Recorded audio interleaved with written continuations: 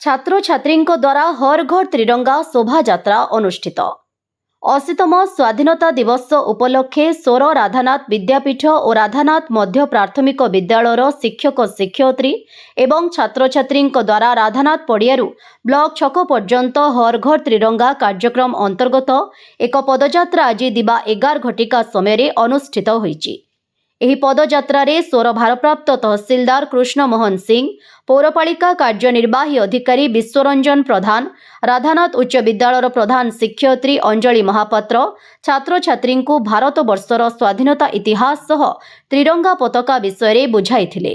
ଅନ୍ୟମାନଙ୍କ ମଧ୍ୟରେ ତାରାକାନ୍ତ କର, ରଶ୍ମିତା ସିଅଳ, ଲାବଣ୍ୟବତୀ କାହାଳି, ଆରାଧନା ରାଉଳ, ଅପର୍ଣ୍ଣା ଜେନା, ଗାୟତ୍ରୀ ସାହୁ, ଜିତେନ୍ଦ୍ର ନାୟକ, ସସ୍ମିତା ଜେନା, ପ୍ରିୟଙ୍କା ପାତ୍ର, ସନ୍ତୋଷୀ ରଶ୍ମି ନାୟକ, ଅଲିଭା ରାଉତ, ତେଜସ୍ୱିନୀ ବେହେରା, ରେଣୁବାଳା ଦାସ, ମନୋରଞ୍ଜନ ସିଅଳ, ଅବଦୁଲ ଫାରକ, ଗୁଲତରୀ ନିଆଜଙ୍କ ସମେତ ଅନ୍ୟ ଶିକ୍ଷକ ଶିକ୍ଷୟିତ୍ରୀ ଓ 200ରୁ ଉର୍ଦ୍ଧ୍ୱ ଉଭୟ ବିଦ୍ୟାଳୟର ଛାତ୍ରଛାତ୍ରୀ ତ୍ରିରଙ୍ଗା ଶୋଭାଯାତ୍ରାରେ ସାମିଲ ହୋଇଥିଲେ।